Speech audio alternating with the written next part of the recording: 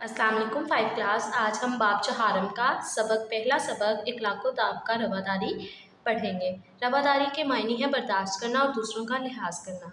एक ऐसी सिफ़त है जो कि अल्लाह ताला को बहुत पसंद है और हमें इस सिफ़त को अपनाना भी चाहिए ताकि अल्लाह ताला हमसे खुश हों।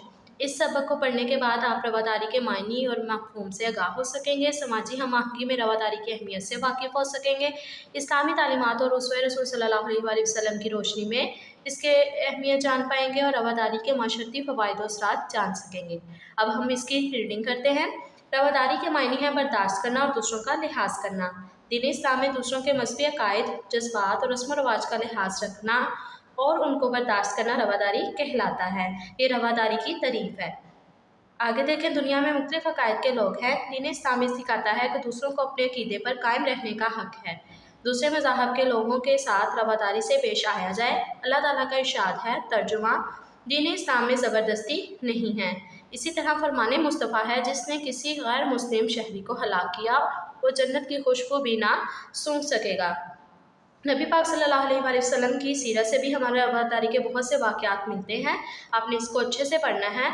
उसके बाद आगे देखें, दीन इस्लाम ने गैर मुस्लिमों की इबादत गाहों की हिफाजत का दर्स दिया है कि दीन इस्लाम हमें ये सिखाता है कि हमें किसी के साथ ज़ोर ज़बरदस्ती नहीं करनी चाहिए, बल्कि हर किसी को उसका हक़ देना चाहिए।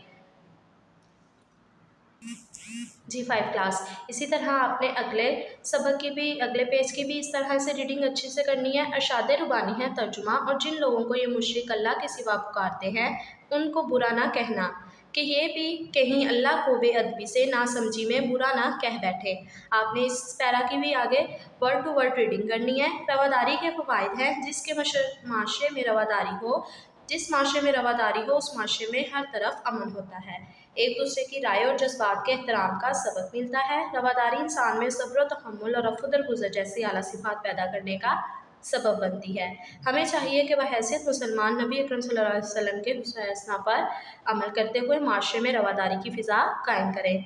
आपने अच्छे से इस लेसन की रीडिंग करनी है और इसमें से खाली जगह और MCQs की प्रैक्टिस करनी है। जी 5 क्लास। आगे रवादारी की मशक़ देखें। पहला सवाल है, दुरुस्त बयान पर टिक का निशान लगाएं।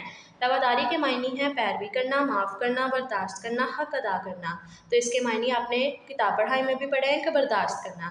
इसी तरह आपने अगले MCQs पढ़ के अपनी किताब पर हल भी करने हैं और याद भी करने हैं। खाली जगह पुर करें। दीन में कोई डैश नहीं, जबर नहीं। इस्लाम गैर मुस्लिमों को बहुत से डैश देता है, हुकूक देता है। हमारे मुल्क में मुख्तलिफ़ अकायद और डैश के लोग रहते हैं, मज़ाहब के। दूसरों के डैश और मशरती रस्म व रवाज का लिहाज रखना रवादारी है। मज़हबी अकायद। रवादारी से माशरे में डैश पैदा होता है, अमन पैदा होता है। आपने इनको लिखना है अच्छी राइटिंग में और याद करना है।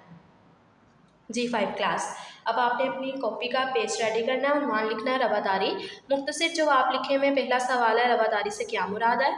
जवाब है, दीन इस्लाम में दूसरों के मज़हबी अकायद, जज्बात और रस्म व रवाज का लिहाज रखना और उनको बर्दाश्त करना रवादारी कहलाता है। इसी तरह सवाल नंबर 2 है, रवादारी के कोई से 2 फ़ायदे तहरीर करें। आपने कोई से उसके 2 फ़ायदे लिखने हैं। तीसरा सवाल है, नबी अकरम ने नजरान के मसीही वफ़द से कैसा सलूक फरमाया, वो आपने याद करना है।